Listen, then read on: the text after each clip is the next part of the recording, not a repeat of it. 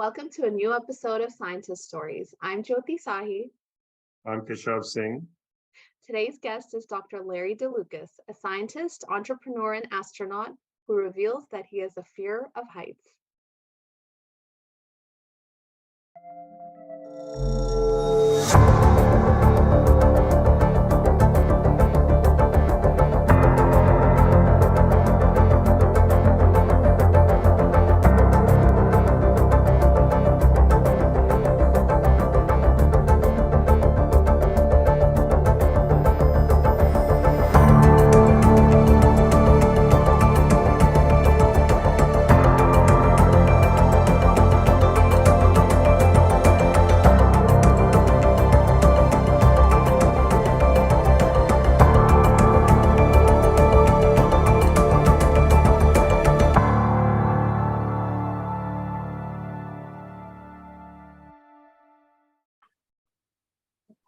Welcome to Scientist Stories. Today we have the honor of speaking with Dr. Lawrence DeLucas, an accomplished scientist, astronaut, and entrepreneur who flew aboard the NASA Space Shuttle, amongst many other achievements. Thank you for being here today, Dr. DeLucas. Yeah, glad to do it, Jody.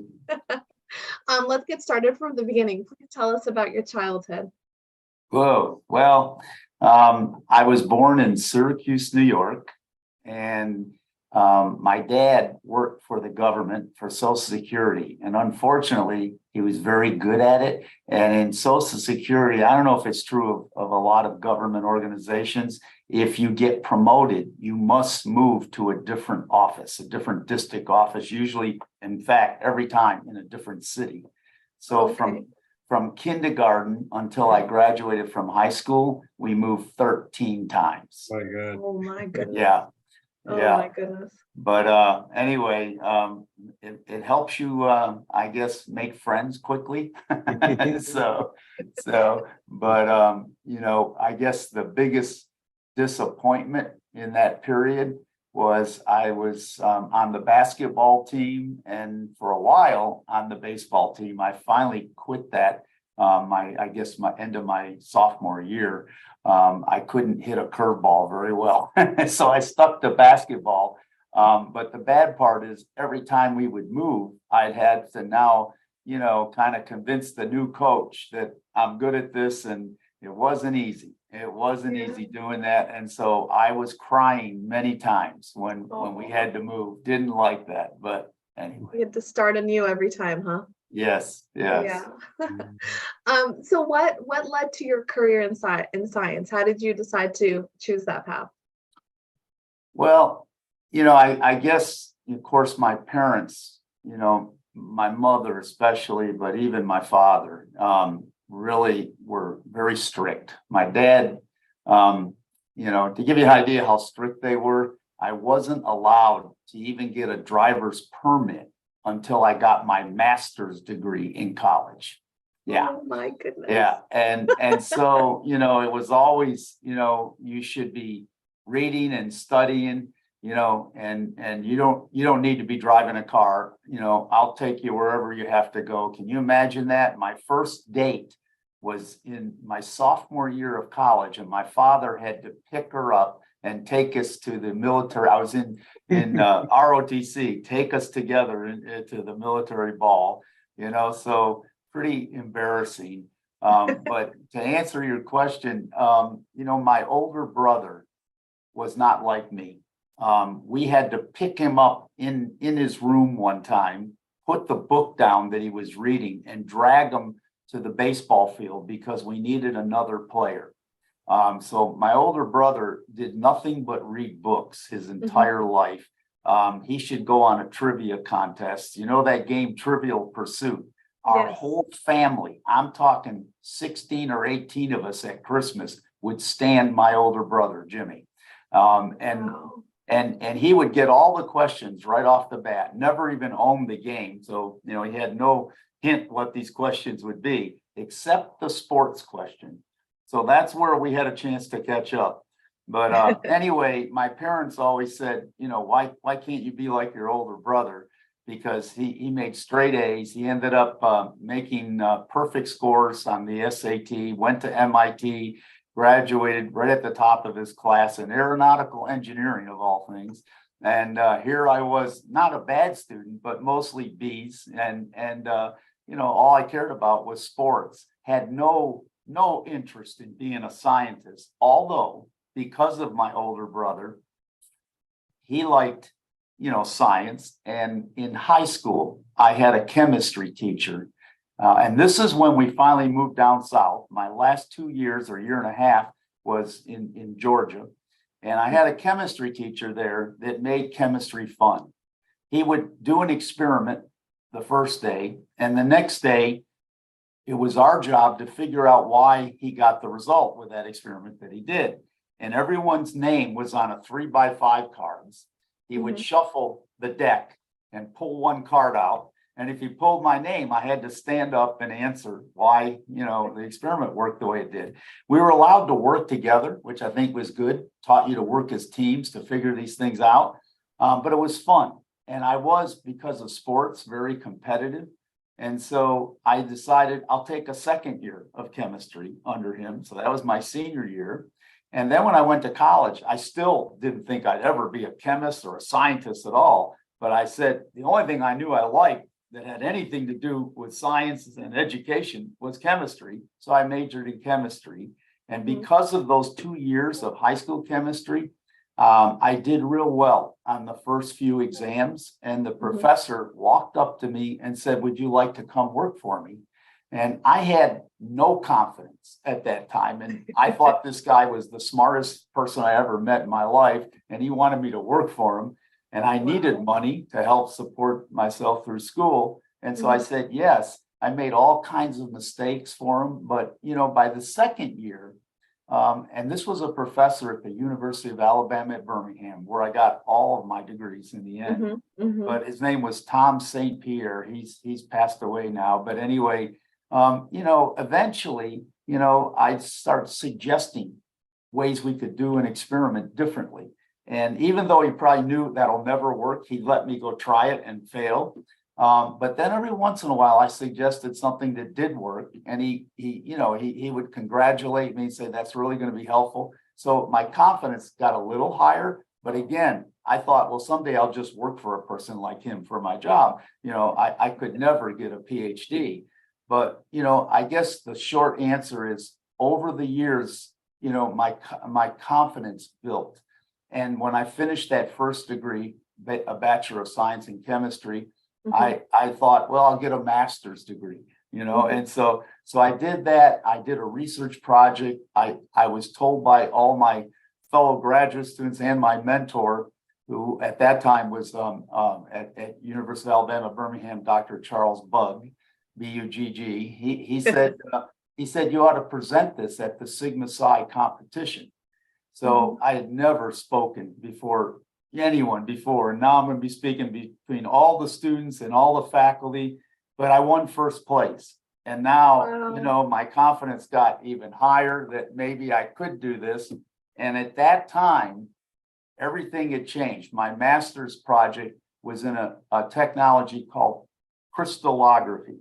And at that time, for my master's degree, the only structure that we could determine by growing crystals and exposing those to X-rays and determining where every atom is within thousandths of an angstrom, were small molecules. So I did 3 small molecules that were involved in how we thought teeth and bone calcify. I presented it, won first place.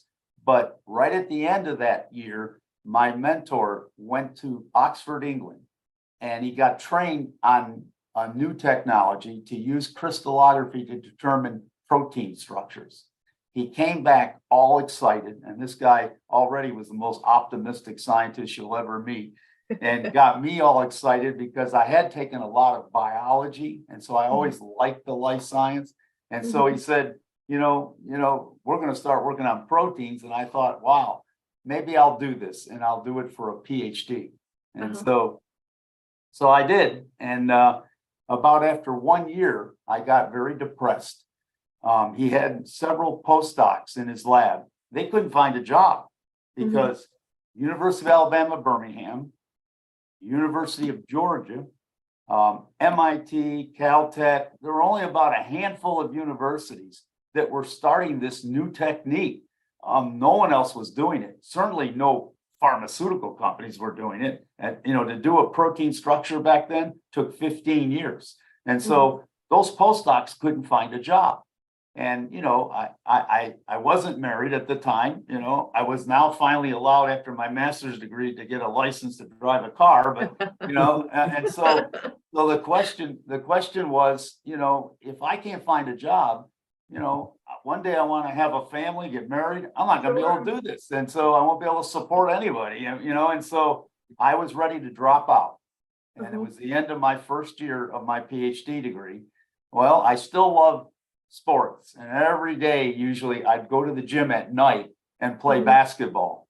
So I went there one night, and this is where sometimes in life you have to be lucky, and I'm running down the court, and I knocked over this older guy, and I helped him up, and his glasses were on the floor, and I put his glasses on him, and turned out he was the dean of the School of Optometry.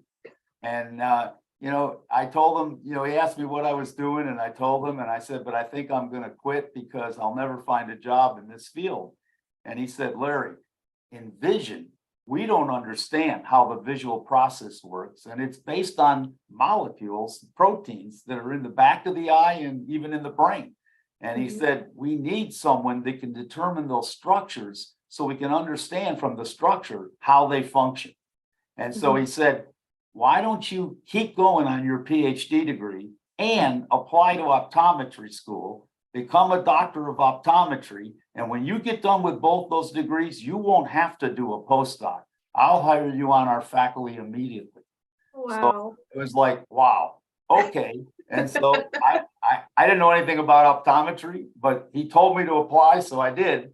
And I didn't know what it's like when you do this, but you walk into this room, there were all these faculty and a couple students actually in there to make the decision whether they should accept you.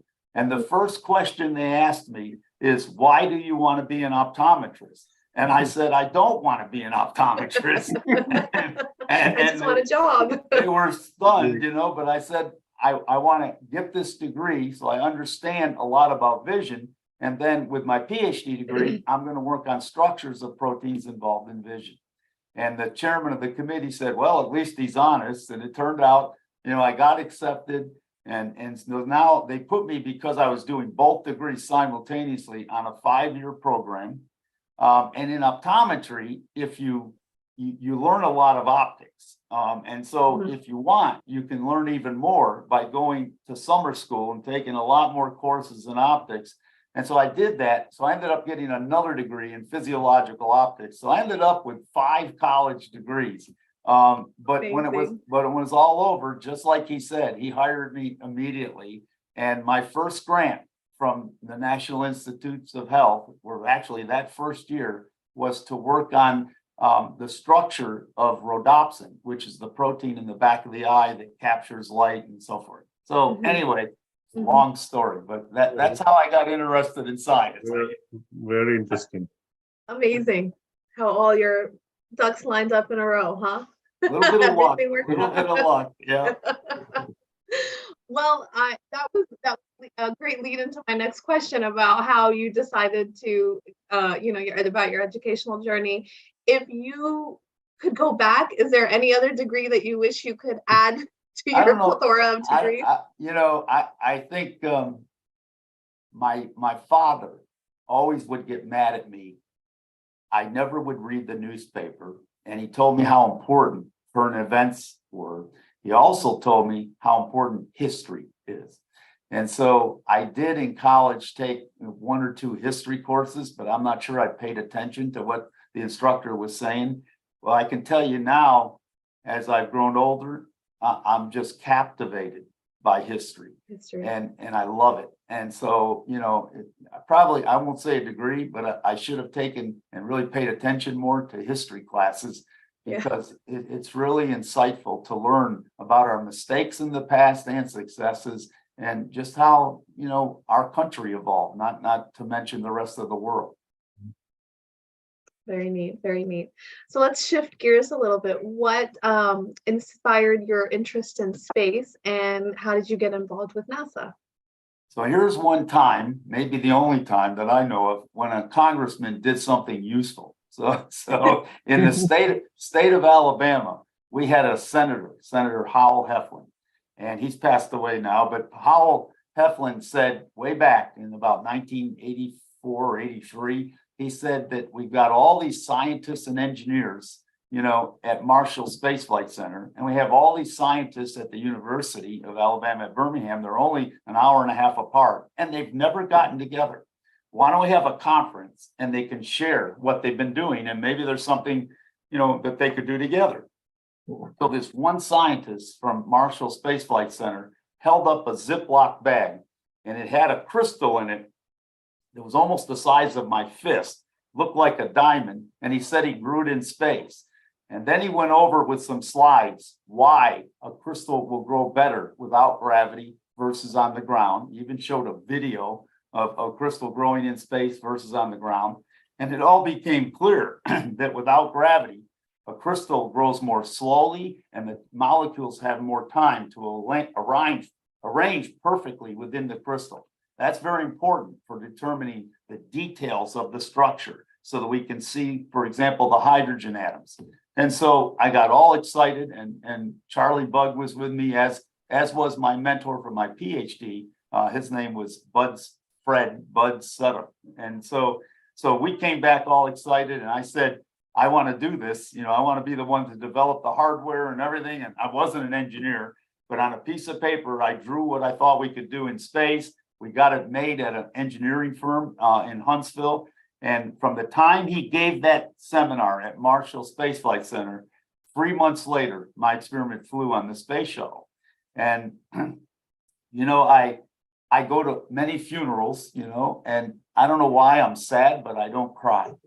But when you have an experiment on the space shuttle, you get to watch it right with the spouses of the astronauts. So I was about 2.5 miles away from the launch site. And I saw when it took off the fire and smoke, but the sound hadn't reached me. And then all of a sudden, there's kind of a little pond right in front of us. You can see ripples of waves going through the pond, and then you get hit into your chest with a shock wave of the sound. It's just deafening, and I started crying. And my wife, I was now married, and my wife was next to me, and she was crying. There were television reporters there from Birmingham. They were crying. And then it was so emotional, I couldn't help it. It was so powerful. And I turned to all of them and I said, someday I'm going to fly on that. And they laughed at me, but it became a quest. I didn't care what it took, how many years I was going to persevere and become selected as an astronaut. So that's what happened. 7 years, and I finally got selected to fly. Amazing, absolutely amazing. Can you share with us some of the details about your crystallization experiments that you did in space? Yeah. So the first time we flew it, not with me, but just my experiment, I didn't just fly proteins that I was working on. I flew proteins for pharmaceutical companies, anyone that wanted to try this with us. So they would purify the protein, give it to me, and tell me the conditions to crystallize it. When you get up in space, the experiment got activated. And it grew crystals that were better than they had ever seen before, that we recorded, when we were looking at the crystals, when they came back to Earth on a microscope, what people would say.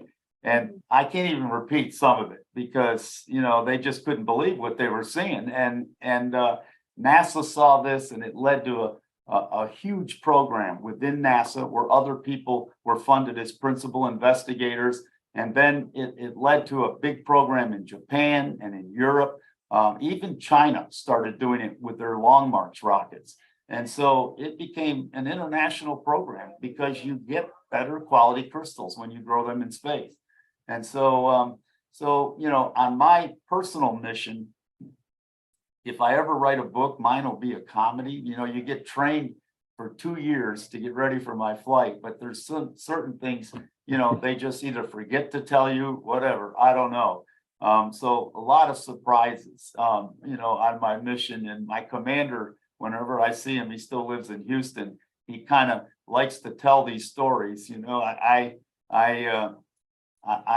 was feeling good. A lot of astronauts don't feel good when they go to space. I don't get sick. I don't know why. In fact, I gained 3 pounds in my 14-day mission. And so, which is really shocking. And so usually you lose weight. Right.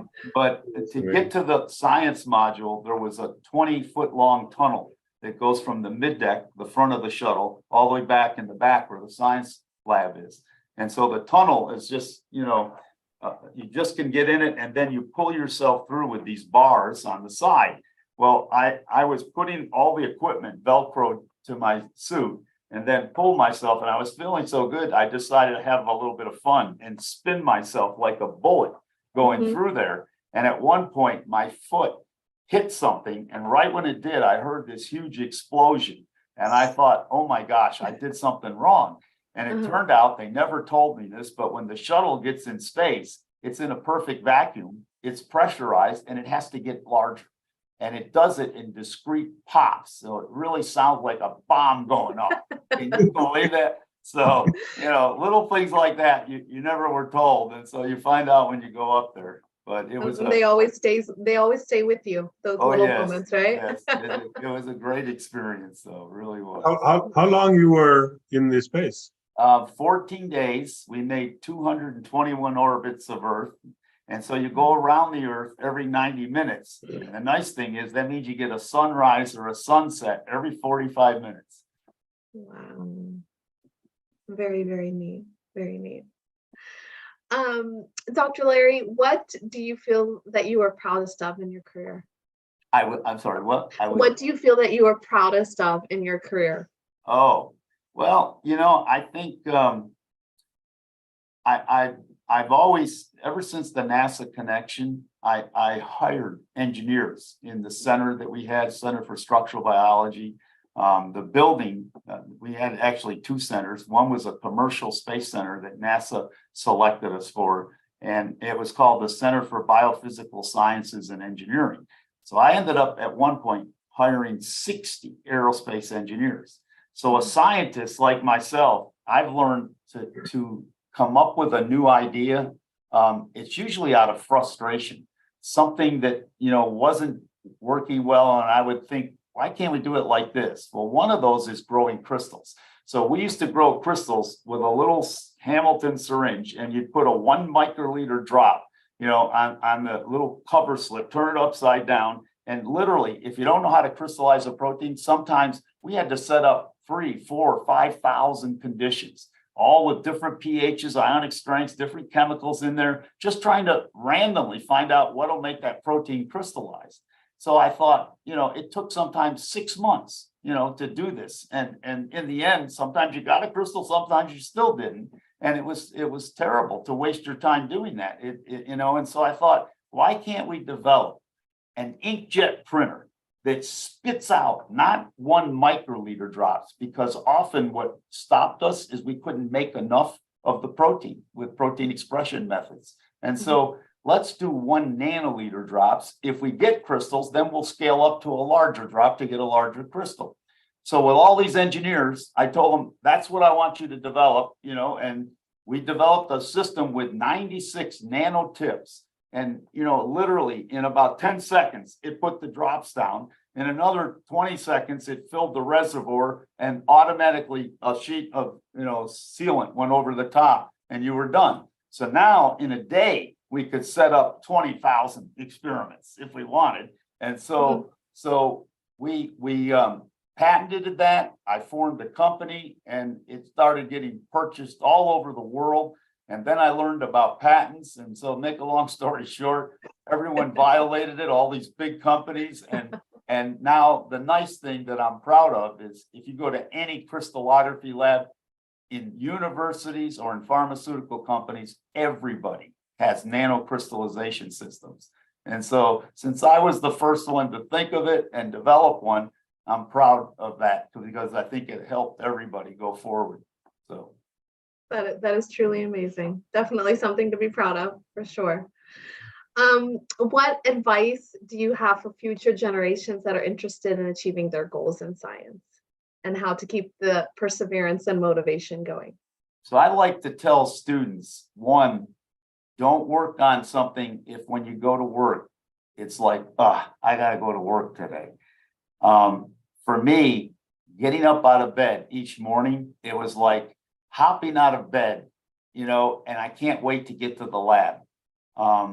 It was so exciting to work on a project for 6 years, and there was one I worked on that long and couldn't get crystals. And then all of a sudden, I was in my office one day, my my technician knocking on the door. I was on the telephone. She said, put that down, put that down. I go running into the cold room, and sure enough, after 6 months, we had these beautiful crystals of a protein that was involved in one of the complications from diabetes. And so it's that excitement and that passion that students should have in whatever they pursue. So if you have that passion and you work hard at it, you'll succeed. That's what I'm convinced of through my career.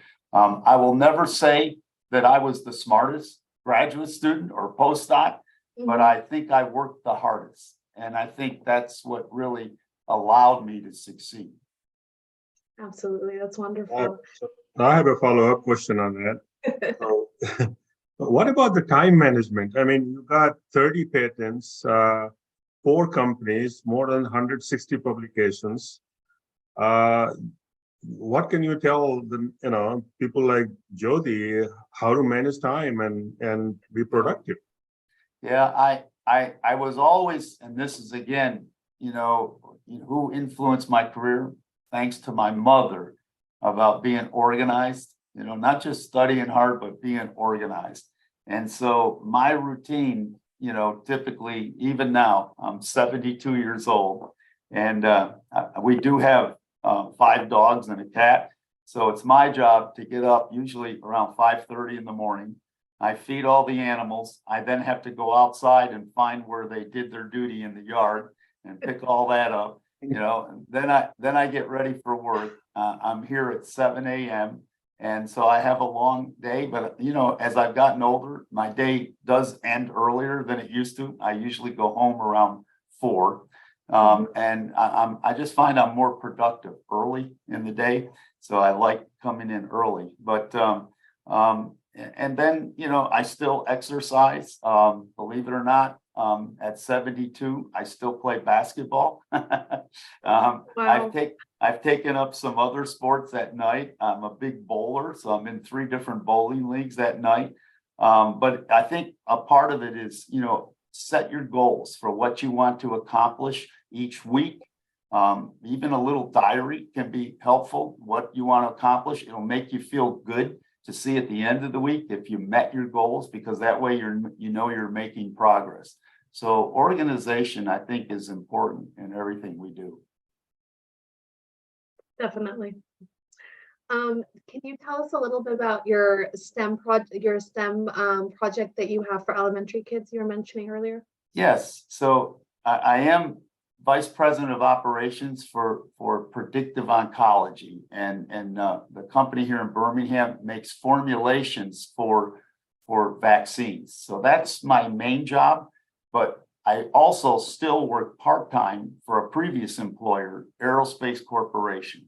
The only thing I do for aerospace is what's called STEM Explorers. It's a program where I've met so many people throughout my career that have unique areas of research, and it's not just space, everything, even mathematicians. One of our lecturers was another scientist at University of Alabama, Birmingham, Jim McClintock, who goes to the South Pole almost every year. And he gave a lecture on that. So we asked scientists to give these lectures. And in the lecture, just like you asked me, what influenced your career to get involved with science, I asked every lecturer to spend the first 10 to 15 minutes telling about how they got interested in science, some of the hurdles, some of the things that didn't go well, how they persevered.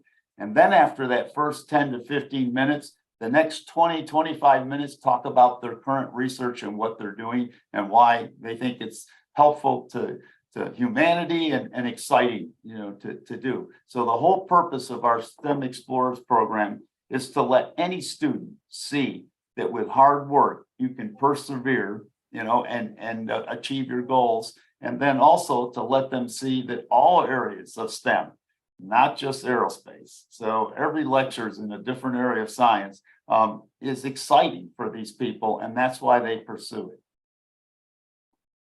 Very neat, very interesting. Last question is just, where do you see yourself going from here? So I am 72 now, and so 72 years young. yeah, I still obviously have a lot of energy, but we have people here in the company that I think I want to make sure this company is such that when I leave, they'll have no problem taking it to the next step. It's still a young company, but I think we have a lot of things in the future here that are going to help this company become a major pharmaceutical company here in Birmingham, Alabama. And so probably in a year to 2 years, I may step away and let them take over. It all depends on how things go. I don't want to leave this company unless it looks like things are on the right track and it's really going to do well. Amazing. That's all I have. Thank you so much for joining us today.